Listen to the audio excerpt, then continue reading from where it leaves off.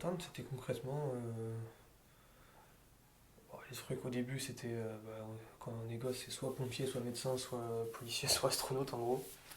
Moi, c'était plutôt médecin. Après, très vite, on passe quand même dans le rêve du.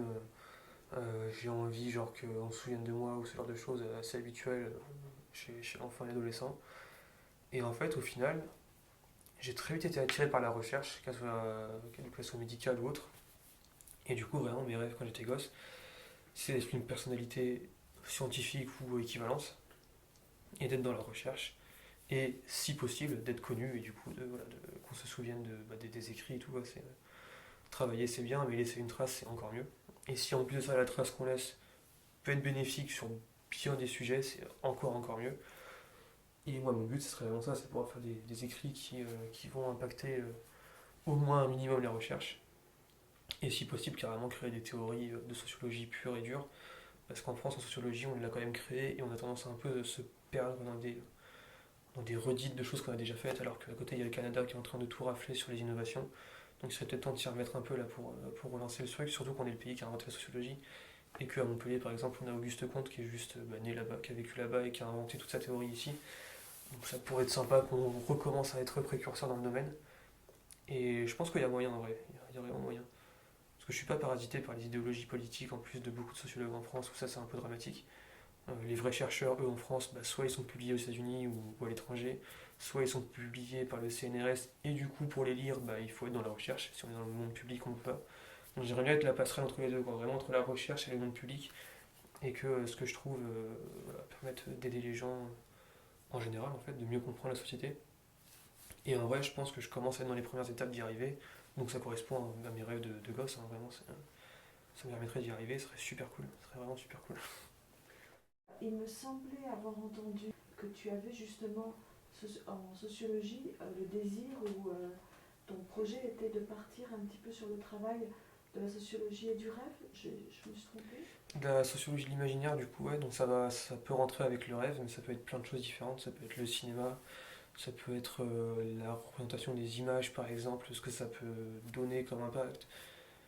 Ça peut être juste ce qu'on appelle l'imaginaire, donc toutes les constructions, ça va avec l'habitus ou ce genre de théorie sociologique, mais toutes les constructions qu'on a intégrées, comment est-ce qu'elles peuvent impacter notre société en général.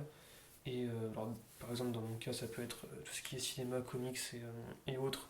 Je peux très bien expliquer ce que ça a impacté dans la société. Là, en particulier, je vais m'intéresser à l'imaginaire de la politique à travers les réseaux sociaux, toute la partie invisible des liens qu'on a dans notre société, donc ce qu'on appelle l'imaginaire, tout ce qui est un peu immatériel. Comment ça va impacter notre société ou comment ça impacte déjà notre société. Euh, Par exemple, un exemple tout bête, c'est Black Mirror, qui est une série soi-disant dystopique, mais qui en fait, on se rend compte que les trois quarts des choses sont déjà en place ou sont en train d'être mis en place. Voilà, étudier ça. J'ai un prof qui l'a fait très bien, donc ce sera pas mon sujet, mais c'est ce genre d'études que je veux faire sur la sociologie, clairement. Et si en plus de ça, parce qu'on est quand même dans un monde qui tend plutôt à la virtualisation et on va dire tout ce qui est télétravail, même méta-univers, quoi, enfin, genre, Facebook qui lance son métaverse, ça implique qu'on va être, dans pas longtemps, on sera quasiment dans Matrix, dans le sens où il y aura une vraie vie virtuelle qui va se développer, chose qui n'était pas réellement le cas aujourd'hui, du moins au niveau des sensations. Là, ça va pas tarder, hein, d'ici 2-3 ans, je pense que ça sera réglé, il y aura les premiers tests. Et du coup, ça va impacter beaucoup de choses dans la société, genre énormément de choses, on s'en rend pas encore compte, mais on est en train, enfin, à mon sens, on est en train de faire le premier pas vers ce qu'on pourrait appeler le cyberpunk, ce qu'il ne faudrait surtout pas atteindre, mais on est en train d'y aller en tout cas. Et du coup, avoir de la recherche là-dessus permettrait de comprendre, si possible en avance, ou du moins actuellement, ce qui va se passer dans la société.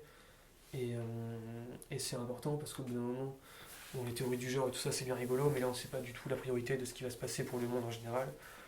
Surtout quand l'Occident est en train de mourir un petit feu à côté et que la Chine et la Corée, tout ça, sont en pleine expansion. Et c'est les premiers à faire des dérives ethniques, on va dire, et éthiques sur les technologies.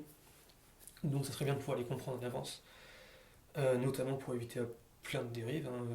Et vivre dans un monde où, par exemple, en Corée, notre chien ou notre chat est mort, on peut le faire cloner et le retrouver. Bon, c'est rigolo, hein, ça fait du marketing, mais c'est pas très bien. Parce que enfin, ça peut être que la première étape pour des humains, quoi. Et ça, par exemple, Black Mirror en parle très bien, quoi. Si notre mari meurt, on va pas aller le faire cloner derrière, quoi. Ça marche pas comme ça. Donc ça, voilà, ça j'aimerais bien l'étudier pour l'expliquer, parce qu'actuellement on navigue quand même à vue, hein. Concrètement c'est un peu ça sur les innovations, et je pense qu'on est en train de faire des choses vraiment dramatiques qui vont impacter bien des choses sur notre vie à nous directement, mais surtout sur la vie des enfants qui vont naître, ou pour certains qui sont nés, hein. Quand on voit qu'en Ukraine, il y avait des promotions pour la PMA au Black Friday, expliquer à un gosse qu'il est né d'une promotion commerciale, ça doit être particulier pour grandir quand même derrière, hein. On va se retrouver un peu dans les meilleurs démons d'Aldous Huxley. Et ça serait pas forcément une bonne chose, quoi. Déjà Big Brother, on y est à fond, on l'a même dépassé de loin. Si on mélange le meilleur des mondes avec ça, ou Fahrenheit avec le Canada qui brûle des livres, je sais pas dans quel monde on va grandir, nous et nos enfants. Ce sera clairement pas un joli monde. Donc si je peux participer, alors pas à le changer, parce que concrètement quand on fait de la recherche, on ne le changera pas parce que c'est pas nous qui avons le pouvoir, mais du moins on va dire, spirituellement apporter quelque chose qui peut faire en sorte que les gens prennent du recul, se réveillent un peu, ou comment juste comprennent ce qui se passe.